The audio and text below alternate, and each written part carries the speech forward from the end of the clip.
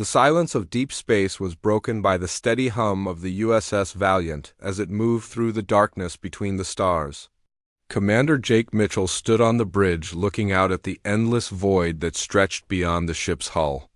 The blue glow of distant nebulae painted shadows across his weathered face as he watched the stars drift by. The Valiant was humanity's most advanced deep space reconnaissance vessel, and had been patrolling the outer rim of human territory for 3 months without incident. Lieutenant Amy Torres sat at her station monitoring communication channels from across the galaxy. The soft beeping of her equipment filled the quiet bridge as she scanned for any unusual signals. Most days brought nothing but cosmic background radiation and the occasional message from merchant vessels passing through nearby systems.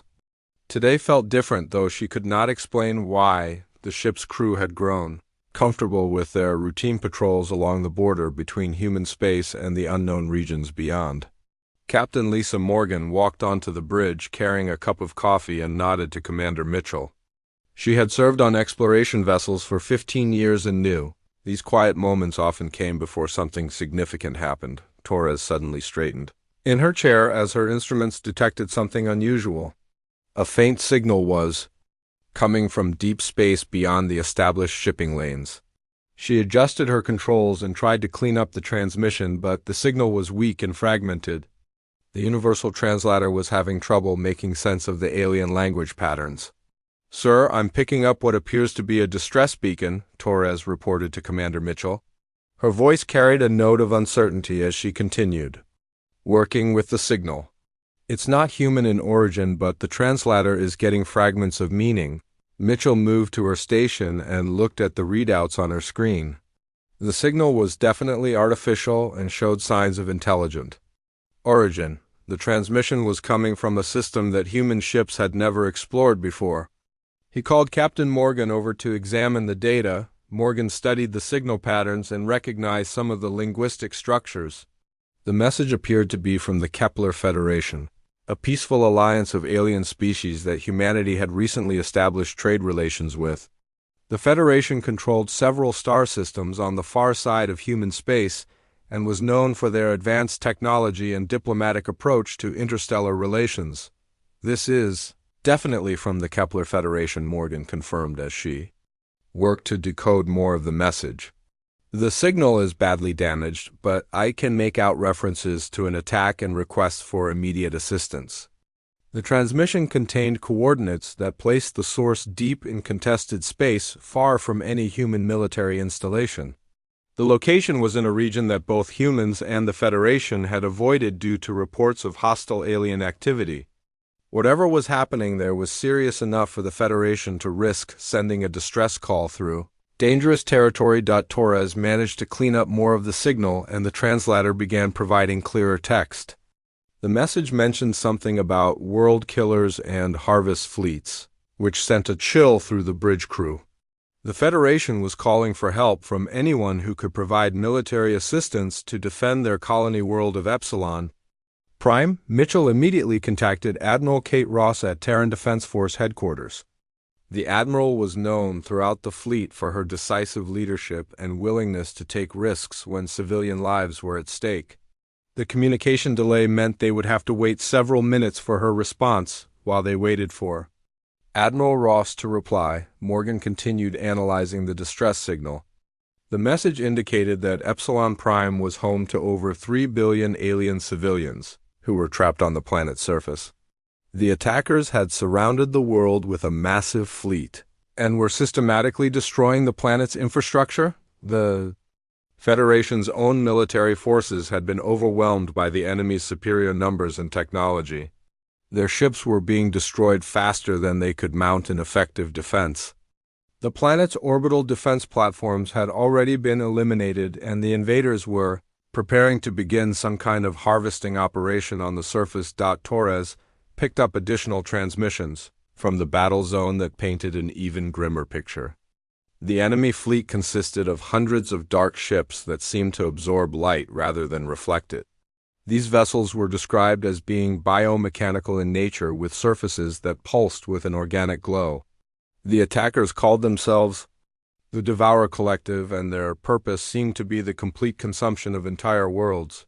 Admiral Ross finally responded to Mitchell's communication with clear instructions. Humanity would respond to the Federation's call for help, despite the risks involved. The Admiral ordered the Valiant to begin long-range reconnaissance of the battle zone while she assembled a response fleet. This would be the largest military operation in human history. The decision to intervene was not made lightly.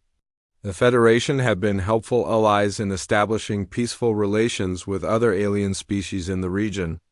More importantly, the Devourer Collective represented a threat that could eventually reach human space if left unchecked.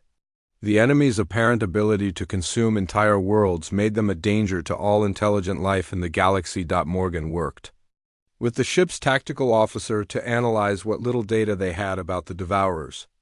The enemy ships appeared to be able to regenerate damage and adapt to different types of weapons. Their biomechanical nature suggested they might be more like living organisms than traditional spacecraft. This would make them unpredictable opponents. In battle, the Valiant changed course toward the coordinates provided in the distress signal. The journey would take them through several unexplored systems where they might encounter advanced elements of the Devourer fleet. Mitchell ordered the ship to maximum stealth configuration and had all weapons systems prepared for potential combat. As they traveled toward the battle zone, Torres continued monitoring communications from Epsilon Prime. The situation was deteriorating rapidly with reports of massive explosions on the planet's surface. The Devourers were not just destroying the world's defenses, but were beginning to strip away the atmosphere itself. Time was running out for the billions of civilians trapped below. The crew of the Valiant knew they were heading toward the most dangerous mission in human history. The enemy they would face was unlike anything humanity had encountered before. But the distress call had been answered, and the most advanced warships in the human fleet were already beginning to assemble for what would become known as the Battle of Epsilon Prime. The space around Jupiter's moon Europa had never seen so much activity. Ships from every corner of human space were arriving at the staging area in response to Admiral Ross's emergency mobilization order. The largest human fleet ever assembled was taking shape as destroyers, cruisers, and battleships moved into formation around the massive orbital shipyards. Captain Steve Parker stood on the bridge of the USS Endeavour watching the arriving vessels through the main view screen. His ship was humanity's newest battleship equipped with quantum torpedo arrays and experimental shield generators. The Endeavour had been rushed through final testing to join the fleet heading to Epsilon Prime. Parker had commanded warships for 20 years but had never seen anything like the force gathering around. EUROPA Dr. Helen Carter worked frantically in her laboratory deep within the Endeavour's hull. As the fleet's chief xenobiologist, she had been tasked with analyzing the limited data about their unknown enemy. Her team of specialists was trying to understand the Devourer Collective based on the fragments of information contained in the Federation's distress signals. The work was difficult because the enemy seemed unlike any known form of life. Lieutenant Commander Ryan Blake assisted Dr. Carter by running computer simulations of possible Devourer tactics. The data suggested that the attackers were a nomadic species that traveled between galaxies, consuming entire worlds. Their ships appeared to be grown rather than built, with living hulls that could repair damage and adapt to different types of weapons. This made them extremely dangerous opponents. Commander Danny Walsh received his orders while his stealth cruiser, USS Shadow, was docked at the shipyards. His vessel was equipped with the most advanced sensor arrays in the fleet and would be responsible for reconnaissance missions behind enemy lines. Walsh had served in the intelligence division for 10 years and understood the importance of gathering information about the Devourers before the main battle began. The Shadow departed Europa ahead of the main fleet to begin long-range surveillance of the Epsilon Prime system. Walsh and his crew would have to get close enough to the enemy fleet to gather detailed tactical information without being detected. The mission was extremely dangerous because the Devourers had already proven they could destroy Federation ships. With ease, Admiral Ross convened a meeting of her senior staff in the Endeavour's main conference room. The assembled officers included General Pete Martinez of the Marine Corps, who would be responsible for any ground operations on Epsilon Prime, fleet engineer. Nancy Phillips attended to discuss the technical challenges of fighting biomechanical ships. The planning session would determine humanity's strategy for the coming battle. The reconnaissance data from the Shadow painted a grim picture of the situation at Epsilon Prime. Commander Walsh reported that the enemy fleet consisted of hundreds of dark ships arranged in a complex formation around the planet. The Devourer vessels were already beginning to strip away the planet's atmosphere using some kind of energy beam technology. The process would kill every living thing on the surface within days. Dr. Carter's analysis revealed disturbing patterns in the enemy's behavior. The Devourers appeared to be harvesting not just the planet's resources but also genetic material from the inhabitants. This suggested they were building a catalog of different species for unknown purposes. The implications were terrifying because it meant every world they conquered added to their knowledge and capabilities. The human fleet continued to grow as more ships arrived from distant colonies. The USS Lightning arrived under the command of Captain Greg Turner, bringing with it a squadron of humanity's most advanced fighters. Major Kelly Brooks led the ace pilot squadron that would spearhead any assault on the Devourer fleet. Her pilots had trained extensively in deep space combat, but had never faced an enemy like this. Engineer Phillips worked with teams throughout the fleet to modify weapon systems based on the limited intelligence about Devourer ship construction. The biomechanical nature of the enemy vessels meant that traditional weapons might not be effective. She ordered the installation of experimental plasma cannons and temporal disruption fields that had never been tested in actual combat. Commander Alex Stone served as the tactical officer aboard the Endeavour and was responsible for coordinating the fleet's battle plans. His experience in fleet operations would be crucial during the complex maneuvers required to break through the Devourer formation around Epsilon Prime. Stone had studied every major naval battle in human history and understood the importance of timing and coordination. The Marine Corps prepared for the possibility of ground combat on Epsilon Prime. Colonel Chris Evans led the elite units that would be responsible for evacuating alien civilians from the planet's surface. His teams included Staff Sergeant Maria Lopez and Corporal Tim Johnson, both veterans of previous alien contact missions. The Marines would have to work alongside Federation forces while under constant attack from orbit. Dr. Carter made a breakthrough in understanding the Devourer communication systems. The enemy appeared to operate as a collective consciousness with individual ships, connected through quantum entanglement networks. This gave them perfect coordination but also created a potential weakness. If the network could be disrupted, the entire fleet might become vulnerable to attack. The final preparations were completed as the human fleet reached full strength. Over 200 ships had assembled at Europa, representing every class of vessel in the Terran Defense Force. The fleet included not just military vessels but also hospital ships, supply transports, and rescue craft. Admiral Ross intended to save as many Federation civilians as possible while destroying the Devourer threat. Captain Sue Williams commanded the science vessel USS Discovery, which would provide technical support during the battle. Her ship carried the most advanced laboratories in the fleet and would be responsible for analyzing any Devourer technology captured during the fighting.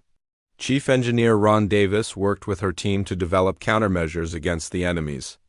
Adaptive capabilities. The departure from Europa was a historic moment as the largest human fleet in history jumped to hyperspace. The ships moved in perfect formation through the dimensional tunnel that would carry them to Epsilon Prime. Every person in the fleet understood they were heading toward the most dangerous battle humanity had ever faced. The journey through hyperspace gave the crews time to make final preparations. Weapons were tested, shields were calibrated, and communication systems were synchronized across the entire fleet. The human ships would emerge from hyperspace in a coordinated assault designed to overwhelm the Devourer fleet through superior tactics and firepower. As the fleet approached their destination, long-range sensors began detecting the massive enemy Presence around Epsilon Prime, the Devourer ships were larger and more numerous than the reconnaissance reports had indicated. The human fleet was outnumbered but not outmatched as they prepared to engage an enemy that had never faced the determination and ingenuity of humanity in battle. The human fleet emerged from hyperspace into a scene of absolute horror. Epsilon Prime hung in the void like a dying ember, its once blue and green surface now covered in massive dark patches where the atmosphere had been stripped away. The planet was surrounded by hundreds of Devourer ships that formed a living wall of pulsing biomechanical hulls around their victim world. Admiral Ross stood on the bridge of the USS Endeavour watching the enemy fleet through the main view screen. The Devourer vessels were unlike anything humanity had encountered before. Their surfaces seemed to breathe with an organic rhythm while strange lights moved beneath their dark hulls like blood flowing through veins. The largest ships were over 2 kilometers long and appeared to be growing new sections even as the human fleet watched. Captain Greg Turner led the first wave of human fighters from the USS Lightning. His squadron included Major Kelly Brooks and her ace pilots who had trained for years in deep space combat. As they approached the enemy formation, the fighters immediately came under attack from weapons that seemed to anticipate their movements. The Devourer ships fired streams of energy that curved through space to track their targets. The enemy's adaptive capabilities became clear within minutes of the first engagement. The Devourer vessels analyzed the human weapon signatures and began modifying their hull structures to resist the attacks. Plasma bolts that had punched through their armor initially were soon being absorbed harmlessly by the biomechanical hulls. The enemy was learning and evolving in real time. Commander Alex Stone coordinated the fleet's response from his position as tactical officer aboard the Endeavour. His screen showed the battle developing across multiple fronts as human ships engaged. The outer ring of Devourer vessels. The enemy formation was complex with smaller ships protecting larger ones that appeared to be the primary harvesters working on the planet below. Major Brooks found herself in a desperate dogfight with Devourer fighter craft that seemed to be grown rather than built. The enemy pilots showed perfect coordination as if they were all parts of a single organism. Her squadron's superior training and equipment gave them an advantage, but the Devourer's ability to adapt to human tactics was making the battle increasingly difficult. The USS Shadow used its stealth systems to penetrate deeper into the enemy formation. Commander Walsh and his crew gathered intelligence on the Devourer command structure while avoiding the massive bioships that patrolled the inner defensive ring. The reconnaissance data revealed that the enemy was not just attacking Epsilon Prime, but was actively harvesting genetic material from the planet's inhabitants. Dr. Carter monitored the battle from her laboratory aboard the Endeavour while analyzing real-time data about the Devourer ships. Her instruments detected that the enemy vessels were connected through quantum entanglement networks that allowed them to share information instantaneously. This explained their perfect coordination and rapid adaptation to human weapons. The human fleet's experimental weapons began to show promise as the battle continued. The plasma cannons developed by Engineer Phillips proved effective against the biomechanical hulls because they generated heat patterns that the Devourers could not easily adapt to. The temporal disruption fields caused confusion in the enemy formation by creating pockets of distorted spacetime. On the planet's surface, the situation was desperate. The Kepler Federation's remaining ground forces were fighting a losing battle against Devourer harvesting machines that had landed in major population centers. The alien civilians were being collected and processed by the invaders in a systematic campaign that left entire cities empty and lifeless. Colonel Evans prepared his Marine units for immediate deployment to the planet's surface. His teams would have to fight their way through the orbital battle to reach the evacuation zones where Federation civilians were trapped. Staff Sergeant Lopez and Corporal Johnson checked their equipment one final time before boarding the assault shuttles that would carry them into the chaos below. The human fleet began to make progress against the outer ring of Devourer ships. Captain Turner's fighters had learned to work in coordination with the larger vessels. using hit-and-run tactics that prevented the enemy from fully adapting to their attacks. The destruction of several medium-sized devourer ships created gaps in their formation that the human fleet could exploit. Commander Stone noticed something important in the enemy's behavior patterns.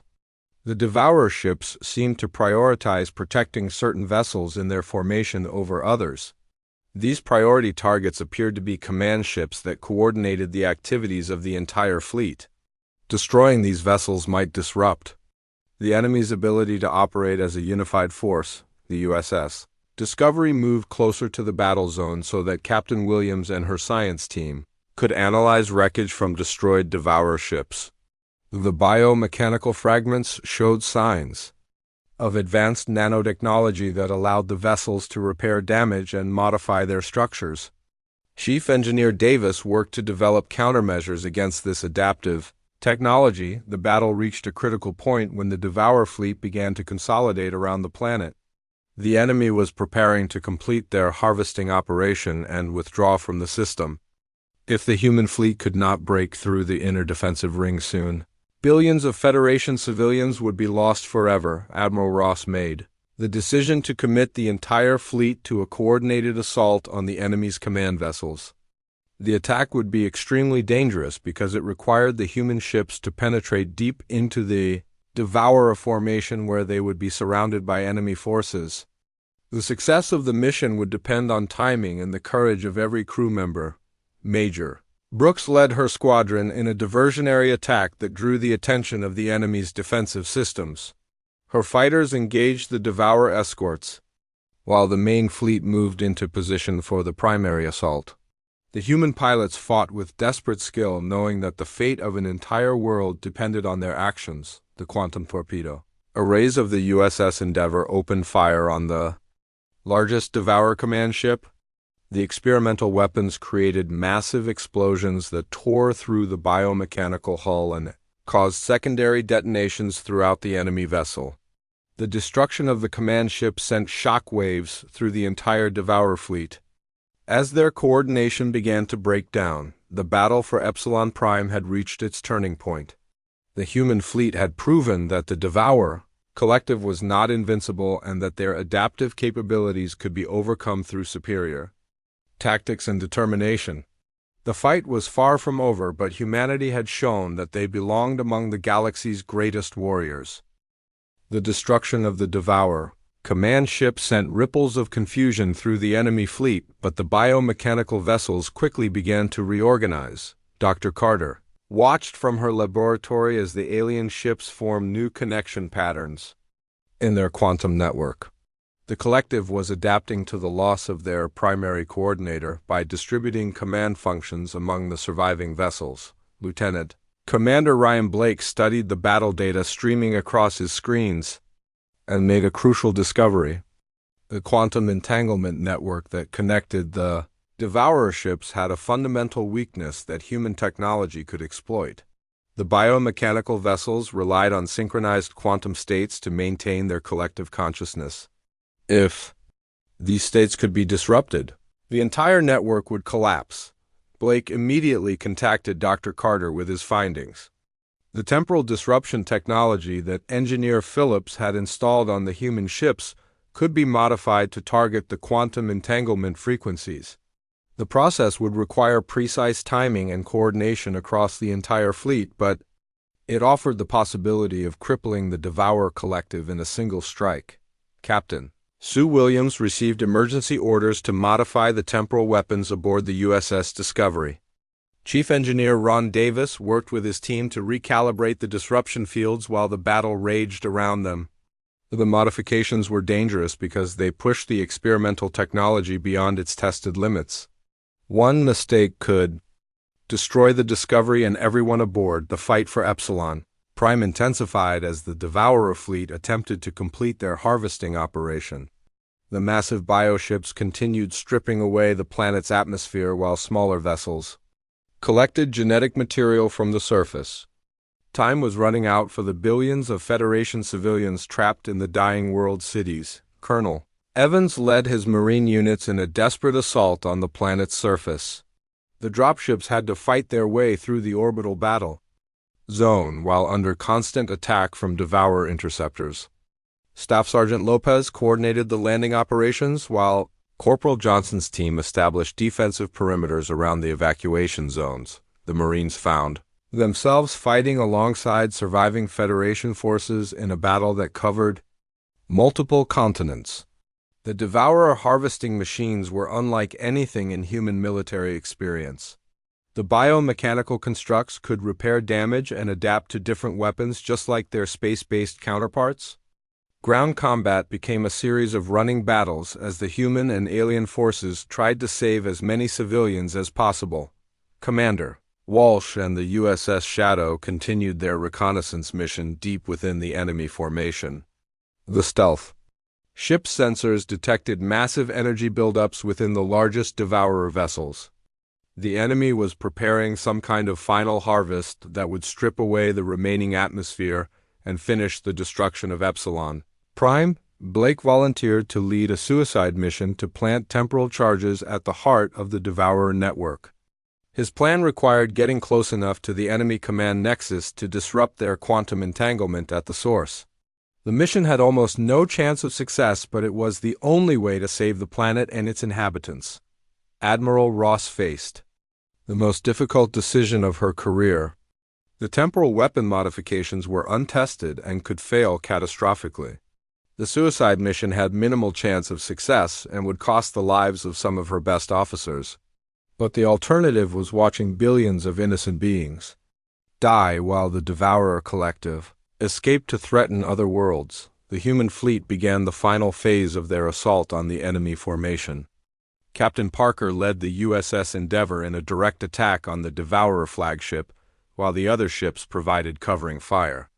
The biomechanical vessel was over 3 kilometers long and bristled with weapons that could destroy entire squadrons of human fighters. Major Brooks and her pilot squadron engaged the enemy's defensive screen in a battle that pushed their skills to the absolute limit. The Devourer fighters seemed to anticipate every move the humans made, but the ace pilots had developed new tactics that confused the enemy's predictive systems. The dogfights raged across the entire battle zone as both sides fought for control of the space around Epsilon Prime. Blake's team reached the enemy command nexus after fighting their way through multiple layers of biomechanical defenses. The heart of the Devourer network was a massive organic structure that pulsed with quantum energy.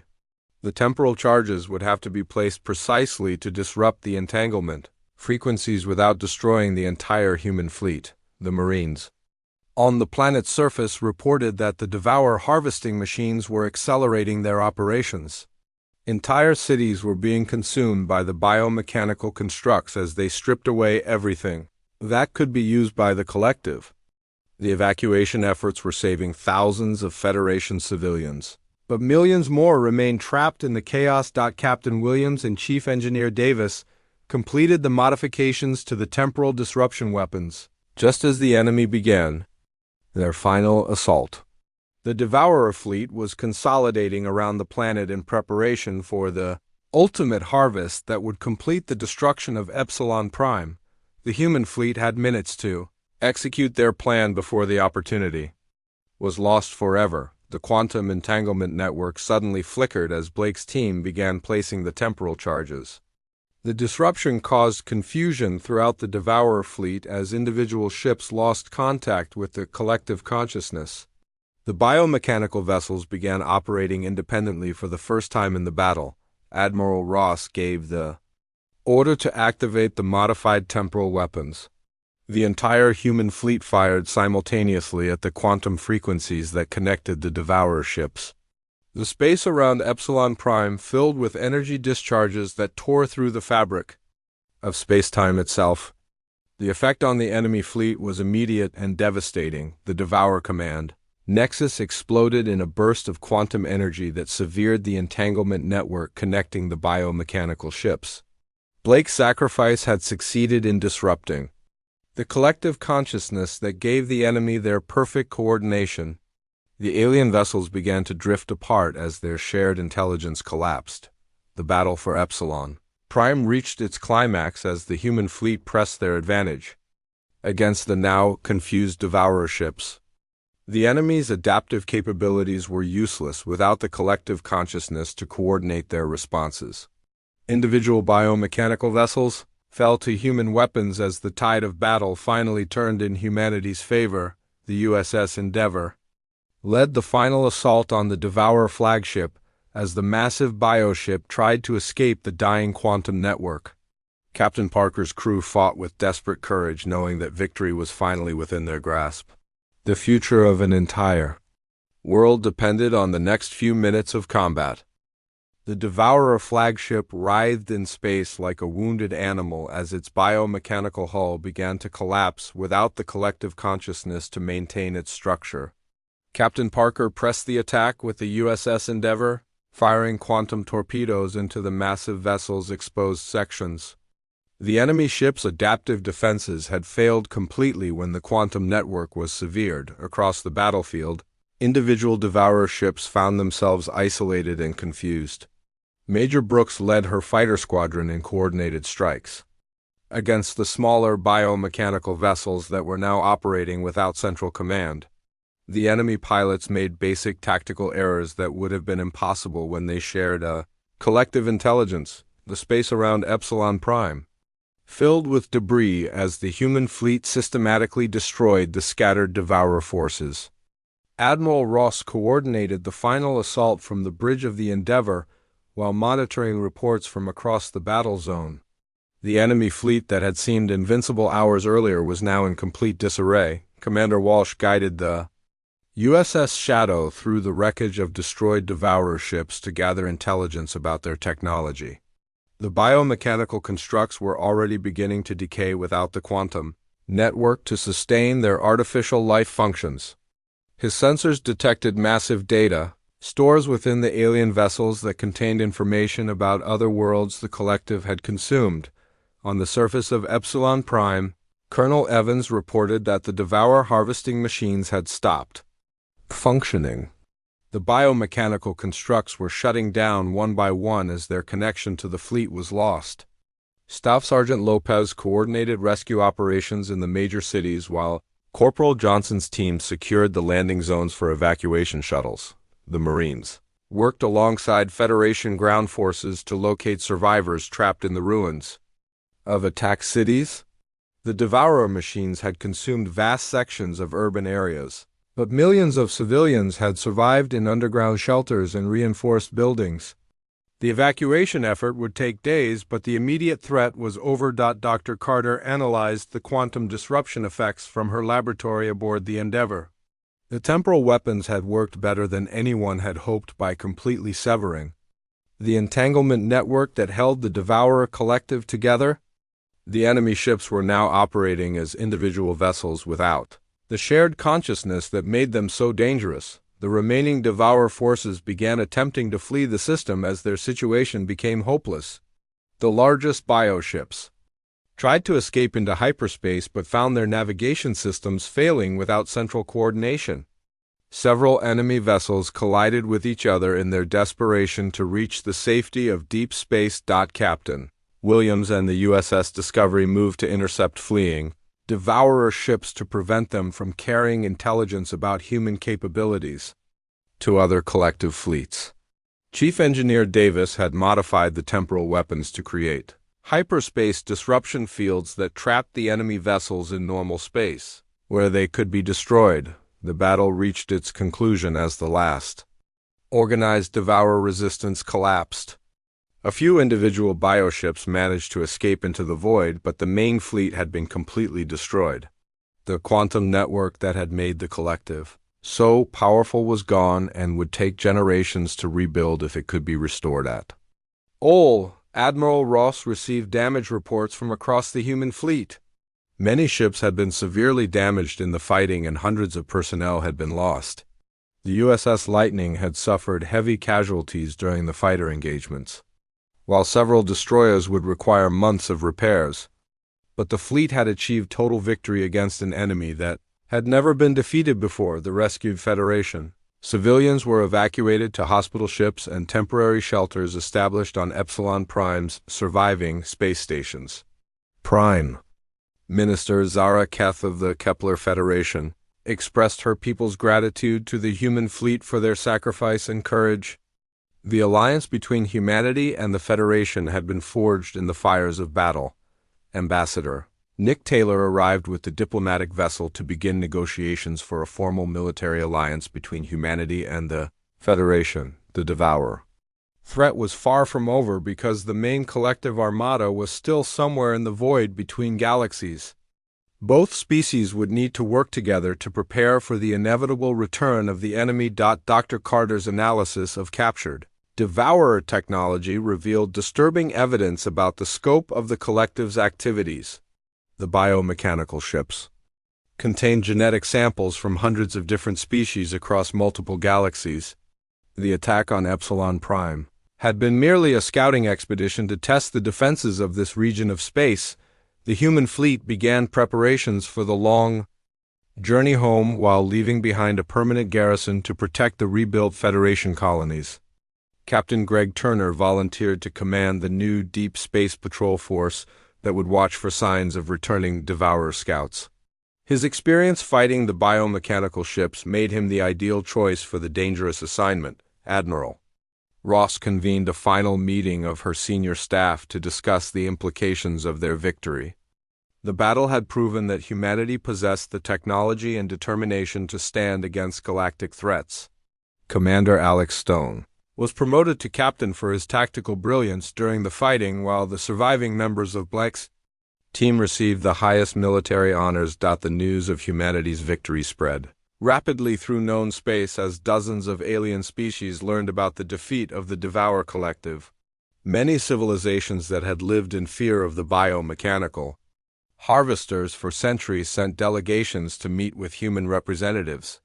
The galaxy was beginning to see humanity as a force for protection and stability. Captain Parker recovered from his injuries in time to witness the departure of the main human fleet from Epsilon Prime. The planet's atmosphere was slowly being restored using Federation terraforming technology, while the surviving cities were rebuilt with human engineering assistance. The world would serve as a symbol of cooperation between the two species. Commander Mitchell received his promotion to Admiral and was given command of the new Interstellar Defense Force that would coordinate military operations between humanity and its alien allies. The organization would be responsible for preparing defenses against the eventual return of the Devourer collective's main armada. The journey back to human space took several weeks as the damaged fleet made repairs along the way. The crews had time to reflect on their historic victory and the challenges that lay ahead. They had answered a distress call from strangers and forged an alliance that would shape the future of the galaxy. The human fleet's return to Earth was celebrated as the greatest military achievement in the species' history. The victory at Epsilon Prime had established humanity as a major power among the stars and proven that no force in the universe could stand against human determination and ingenuity when innocent lives were at stake.